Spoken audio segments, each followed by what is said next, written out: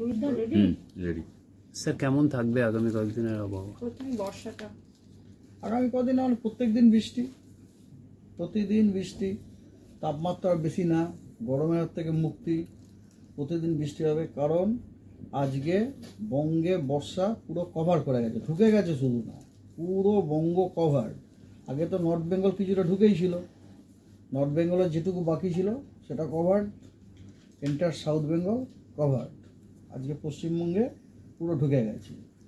দ্বিতীয় খবর হচ্ছে, তো সুতরাং বুঝতেই পারছেন বর্ষা এখন ঢুকে গেছে, আমরা বৃষ্টি পাবো এখন। আচ্ছা, দ্বিতীয় জিনিস হচ্ছে যে ওই যে একটা আপার এয়ারে সাইক্লোনিক সার্কুলেশন ছিল, ঠিক আছে না? আপনাদের হয়তো মনে আছে, সমুদ্রপৃষ্ঠ থেকে 3.1 কিলোমিটার থেকে সমুদ্রপৃষ্ঠ থেকে 7.6 কিলোমিটার এই লেয়ারে একটা সাইক্লোনিক সার্কুলেশন ছিল। আপনাদের বলেওছিলাম না, ওই সাইক্লোনিক সার্কুলেশন নিয়ে বেশি চাঞ্চল্য দেখিয়ে লাভ নেই, কারণ ওটা যতক্ষণ না নিচে স্ট্রেস ডাউন হচ্ছে ততক্ষণ পর্যন্ত আমরা ওখান থেকে কোনো বেনিফিট রিপ করতে পারবো না ইন টার্মস অফ রেনফল। আমরা করতেও পারিনি, কিন্তু অবশেষে ওটা স্ট্রেস ডাউন হয়ে সারফেসে এসেছে এবং আজকে সকাল 5:30টায় ইন্ডিয়ান টাইমে আমরা দেখলাম যে একদম সুস্পষ্টভাবে লো প্রেসার এরিয়াটি সারফেসে প্রতিষ্ঠিত এবং তার সাথে যে সংযুক্ত যে সাইক্লোনিক সার্কুলেশন সেটি একদম সমুদ্রপৃষ্ঠ থেকে 7.6 কিলোমিটার পর্যন্ত বিস্তৃত এবং এর যে অক্ষটি, মানে যেটা মাটি থেকে 7.6 পর্যন্ত গেছে, সেটা সোজা নয়, সেটা একটু টেরা। কোন দিকে টেরা হয়েছে?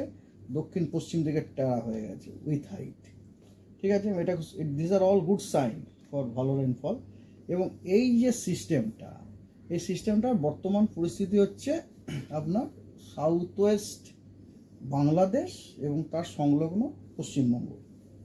এবং এই সিস্টেমটি আগামী 24 ঘন্টাতে আস্তে আস্তে ওয়েস্ট নর্থ ওয়েস্ট ডাইরেকশানে মুভ করবে এবং তার সাথে সাথে এর ইন্টেন্সিটিও সুস্পষ্ট হওয়ার সম্ভাবনা আছে। এবং এই কারণে, having said all this thing, পশ্চিমবঙ্গের বেশ কিছু জেলাতে আমরা আগামী কয়েকদিন scattered heavy two very heavy rainfall, মানে কিছু কিছু জায়গায় heavy two very heavy rainfall মানে 7 থেকে 20 সেন্টিমিটার, এবং বিক্ষিপ্তভাবে 2-1 জায়গাতে আমরা এক্সট্রিমলি হেভি রেনফলও পেতে পারি। এক্সট্রিমলি হেভি রেনফল মানে হচ্ছে 20 সেন্টিমিটারও বেশি। ডিটেলস বলি স্যার, ঠিক সময় কি হলো বর্ষা, মানে যে সময় মোটামুটি ধরুন 12 তারিখ, 10-12 তারিখ রাইয়ে তো আজ 17 তারিখে এসেছে, একটু দেরি হয়েছে বলতে পারেন। আপনি যদি একদম চুলচেরা বিচার করেন অবশ্যই দেরি হয়েছে। না, আমরা যেটা আশা করেছিলাম সেটা হয়নি। নো, আমরা আশা করেছিলাম যে যেহেতু কেরালায় তাড়াতাড়ি এসে গেছে সুতরাং আমরাও তাড়াতাড়ি পাবো। কিন্তু কথা হচ্ছে, ওই যে আপনাদের গল্প বলতাম যে ট্রেন একটা স্টেশনে তাড়াতাড়ি ঢুকে গেছে ডাজন্ট মিন পরের স্টেশনে তাড়াতাড়ি ঢুকবে, কারণ মাঝখানের রাস্তাটাতে যদি কোনো মালগাড়ি চলে আসে। এখানে হয়েছে কি, আপনার সাউথ চায়না সি এবং প্যাসিফিকে একটা ট্রপিক্যাল সাইক্লোন এসে গেছিল, যেটা যথেষ্ট জবরদস্ত সিস্টেম। ওই জবরদস্ত সিস্টেমটা কি করছিল, বে অফ বেঙ্গলে যা ওয়াটার ভেপার আসছে সব নিজের দিকে টেনে নিচ্ছিল, ফলে ওইগুলো আমাদের বেঙ্গলের দিকে আসতে গিয়েও পিছিয়ে যায়। ওয়াটার যেমন রিসিড করে যায় না, সেরকম আমরা দেখতাম ক্লাউডটাও যেন এলো আমাদের ওয়েস্ট বেঙ্গল কোস্টে, কিন্তু রিসিড করে চলে গেল, আর টানার লোক ওদিকে আছে। যেই ওটি ল্যান্ডফল হলো, শক্তি কমে গেল, কাহানি চেঞ্জ হয়ে গেল, ঠিক আছে? Okay, now let us come to the forecast. 17, 18, 19 এই 3 দিন পশ্চিমবঙ্গের সব জেলাতে ওয়াইড স্প্রেড রেনফল হওয়ার যথেষ্ট সম্ভাবনা আছে। অর্থাৎ এই 3 দিন পশ্চিমবঙ্গের প্রত্যেকটি জেলার অধিকাংশ স্থানে বৃষ্টি হওয়ার সম্ভাবনা আছে। 17, 18, 19 হয়ে গেল। এবারে 20, 21 এই 2 দিনে উত্তরবঙ্গের প্রত্যেকটি জেলাতে ওয়াইড স্প্রেড রেন হওয়ার সম্ভাবনা আছে। অর্থাৎ এই 3 দিন 20 তারিখ এবং 21 তারিখে উত্তরবঙ্গের প্রতিটি জেলার অধিকাংশ স্থানে বৃষ্টি হওয়ার সম্ভাবনা আছে এবং দক্ষিণবঙ্গের প্রত্যেকটি জেলার অনেক জায়গাতে বৃষ্টির সম্ভাবনা আছে। অর্থাৎ দক্ষিণবঙ্গের ডিস্ট্রিবিউশন হচ্ছে ফেয়ারলি ওয়াইড স্প্রেড। এবারে হচ্ছে 22 তারিখে পশ্চিমবঙ্গের প্রত্যেকটি জেলাতেই বৃষ্টিপাতের ডিস্ট্রিবিউশন হচ্ছে ফেয়ারলি ওয়াইড স্প্রেড, অর্থাৎ 22 তারিখে পশ্চিমবঙ্গের প্রত্যেকটি জেলার অনেক জায়গাতে বৃষ্টিপাত হওয়ার সম্ভাবনা আছে। এবং সপ্তাহের শেষ দিন 23 তারিখে দক্ষিণবঙ্গের বৃষ্টিপাতের ডিস্ট্রিবিউশন হচ্ছে ওয়াইড স্প্রেড, অর্থাৎ 23 তারিখ দক্ষিণবঙ্গের প্রত্যেকটা জেলার অধিকাংশ স্থানেই বৃষ্টিপাত হওয়ার সম্ভাবনা আছে এবং উত্তরবঙ্গের প্রত্যেকটি জেলার অনেক জায়গাতে বৃষ্টিপাতের সম্ভাবনা আছে, অর্থাৎ উত্তরবঙ্গের রেনফল ডিস্ট্রিবিউশনটা fairly wide spread. Now let us come to the intensity.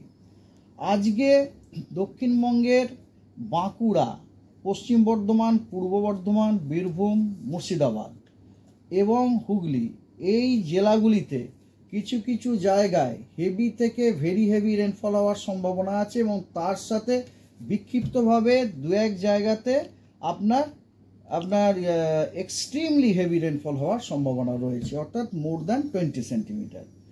এছাড়া পশ্চিমবঙ্গের অন্যান্য সবকটি জেলাতেই আপনার হেভি থেকে ভেরি হেভি রেনফল হওয়ার সম্ভাবনা আছে।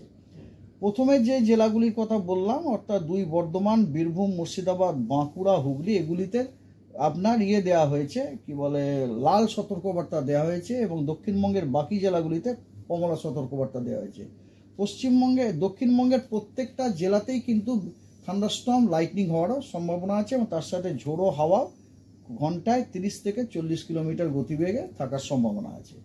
এবার আসা যাক উত্তরবঙ্গের মালদা, 2 দিনাজপুর এবং জলপাইগুড়ি এই 3 জেলাতে আপনার বিক্ষিপ্তভাবে ভারী বৃষ্টির সম্ভাবনা আছে এবং উত্তরবঙ্গের সব জেলাতেই বিক্ষিপ্তভাবে থান্ডারস্টর্ম লাইটনিং এবং ঝোড়ো হাওয়া 30 থেকে 40 কিলোমিটার প্রতি ঘন্টায় থাকার সম্ভাবনা আছে। 18 তারিখে দক্ষিণবঙ্গের পুরুলিয়া, বাঁকুড়া, পশ্চিম মেদিনীপুর এবং পশ্চিম বর্ধমান এই 4টি জেলাতে লাল সতর্কবার্তা দেওয়া হয়েছে। এই 4টি জেলাতে কিছু কিছু স্থানে ভারী থেকে অতি ভারী বর্ষণ হওয়ার সম্ভাবনা আছে এবং দু এক জায়গায় বিক্ষিপ্তভাবে এক্সট্রিমলি হেভি রেনফল হওয়ার সম্ভাবনা রয়েছে, অর্থাৎ মোর দ্যান 20 সেন্টিমিটার এবং থান্ডারস্টর্ম উইথ লাইটনিং এবং তার সাথে ঝোড়ো হাওয়া 30 to 40 কিলোমিটার পার আওয়ার থাকারও সম্ভাবনা আছে। এছাড়া পশ্চিমবঙ্গের আরও অন্যান্য জেলা যেমন ঝাড়গ্রাম, পূর্ব মেদিনীপুর, দক্ষিণ 24 পরগনা, তারপরে আপনার হুগলি, হাওড়া, পূর্ব বর্ধমান, বীরভূম এই জেলাগুলোতে কমলা সতর্কবার্তা দেওয়া হয়েছে। এই জেলাগুলোয় আপনার ভারী থেকে অতি ভারী বর্ষণ, বজ্রবিদ্যুৎ সহ বৃষ্টি এবং ঝোড়ো হাওয়া 30 থেকে 40 কিলোমিটার প্রতি ঘন্টায় থাকার সম্ভাবনা আছে। এবং দক্ষিণবঙ্গের অন্যান্য যে 3টি জেলা পড়ে থাকলো অর্থাৎ উত্তর 24 পরগনা, নদিয়া, মুর্শিদাবাদ এই জেলাগুলিতে বিক্ষিপ্তভাবে ভারী বর্ষণের সম্ভাবনা আছে along with thunderstorm and lightning and ঝোড়ো হাওয়া 30 থেকে 40 কিলোমিটার প্রতি ঘন্টা।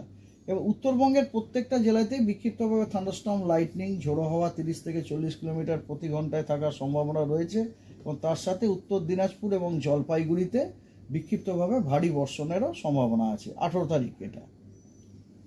19 তারিখে কোথাও লাল বা কমলা সতর্কবার্তা নেই, তবে 19 তারিখে দক্ষিণবঙ্গের অনেক জেলাতেই বিক্ষিপ্তভাবে ভারী বর্ষণের সম্ভাবনা আছে, হলুদ সতর্কবার্তা দেওয়া আছে। সেই জেলাগুলো হলো আপনার পশ্চিম মেদিনীপুর, ঝাড়গ্রাম, বাঁকুড়া, পুরুলিয়া, 2 বর্ধমান, বীরভূম এবং মুর্শিদাবাদ।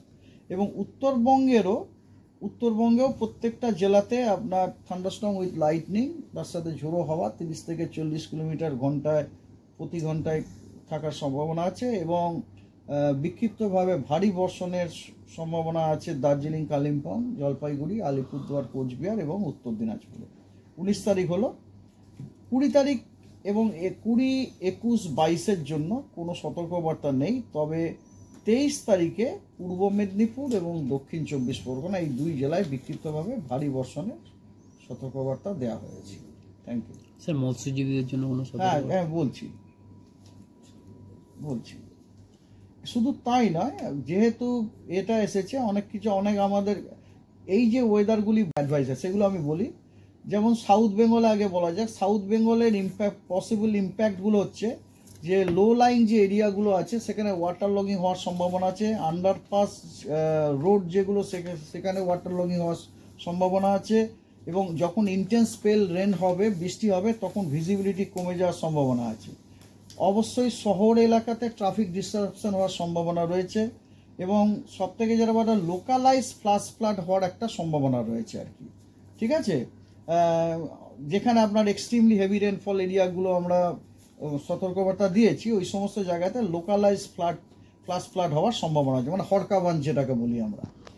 আর 2 নম্বর হচ্ছে কি, এবারে হর্টিকালচার যেগুলো আছে, হর্টিকালচার এবং স্ট্যান্ডিং ক্রপস যেগুলো আছে, এবং ভেজিটেবলস, মাঠে যে ভেজিটেবলসগুলো আছে সেগুলো ড্যামেজ হওয়ার সম্ভাবনা রয়েছে।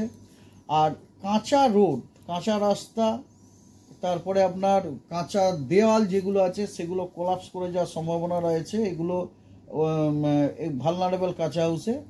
আর একটা হচ্ছে কি লাইটনিং স্ট্রোক, ওপেন ফিল্ডে লাইটনিং স্ট্রোক হওয়ার সম্ভাবনা রয়েছে। এই সমস্ত ইম্প্যাক্ট এগুলো, এবং তার জন্য যে সমস্ত অ্যাডভাইস সাজেস্টেড যে অ্যাকশন সেগুলো হচ্ছে এইরকম, যে লো লাইন যে কাঁচা রাস্তাগুলো আছে সেখান দিয়ে চলাফেরা করা অ্যাভয়েড করার জন্য অ্যাডভাইস দেওয়া হচ্ছে, এবং যারা ধরুন ভালনারেবল কাঁচা হাউস আছে তাদেরও ওখানে আপনার অ্যাভয়েড করার জন্য দেওয়া হচ্ছে, সাজেশন দেওয়া হচ্ছে। এবং এই সময় কোনো ফার্টিলাইজার ইউজ করতে মানা করা হচ্ছে, কারণ ফার্টিলাইজারগুলো ধুয়ে বেরিয়ে যাবে আর কি। আর পেস্টিসাইডের ক্ষেত্রেও ঠিক তাই। আর ট্রাফিকের যে মুভমেন্ট সেটা রেগুলেটেড করতে হবে জুডিশিয়াসলি, ঠিক আছে। আর necessary arrangement for sowing of paddy and drain out excess rain water from nursery bed may be kept. হ্যাঁ, মানে ধান যারা বোনে আর কি, তারা এই সময় বীজ বুনতে পারে।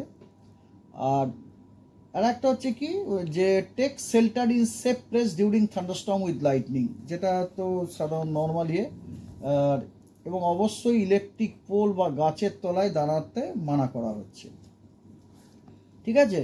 আর নর্থ বেঙ্গলের পসিবল ইম্প্যাক্ট হচ্ছে temporary water logging, low lying এরিয়াতে ভিজিবিলিটি লস হতে পারে যখন হেভি রেনফল হবে, আর লাইটনিং স্ট্রোক হওয়ার সম্ভাবনা আছে ওপেন ফিল্ডে।